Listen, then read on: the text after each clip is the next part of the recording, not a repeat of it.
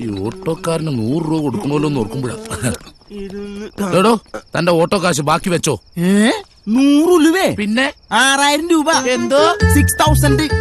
താനെന്താണോ ഈ ഓട്ടോ വില കൊടുത്ത് മേടിച്ചാ? ഞാൻ വാങ്ങിച്ച ഓട്ടോ കൂലി എറണാകുളം സ്റ്റാൻഡിൽ നിന്ന് ഇവിടം വരെ വരാൻ 6000 രൂപ. എറണാകുളം സ്റ്റാൻഡിൽ നിന്നല്ല, കോഴിക്കോട് സ്റ്റാൻഡിൽ നിന്ന് പിടിച്ച വണ്ടിയാ. കോഴിക്കോടുന്നാ? എടോ, കോഴിക്കോടുന്ന് ആരെങ്കിലും ഓട്ടോ വിളിച്ച് ഇവിടെ വരുവോ? ഞാൻ വന്നില്ലേ? ഓ, തനിക്കെങ്കിലും ഒന്ന് പറഞ്ഞ് മനസ്സിലാക്കി കൊടുക്കാൻ പാടില്ല. ഗ്യാപ്പ് കിട്ടണ്ടേ? ബാക്കിലിരുന്ന് എന്തൊരു തെറിയായിരുന്നു. എന്തിനാണോ പാവത്തിന് തെറി പറഞ്ഞത്? എന്നല്ല, ഏതോ ഒരു വിക്രമനാ. തനിക്ക് ഞാൻ വെച്ചിട്ടാ വിക്രമൻ ഇന്നലെ വരെ. ഇന്ന് മാറി വാഴൂർ ജോസ്. കുഴപ്പമൊന്നുമില്ല.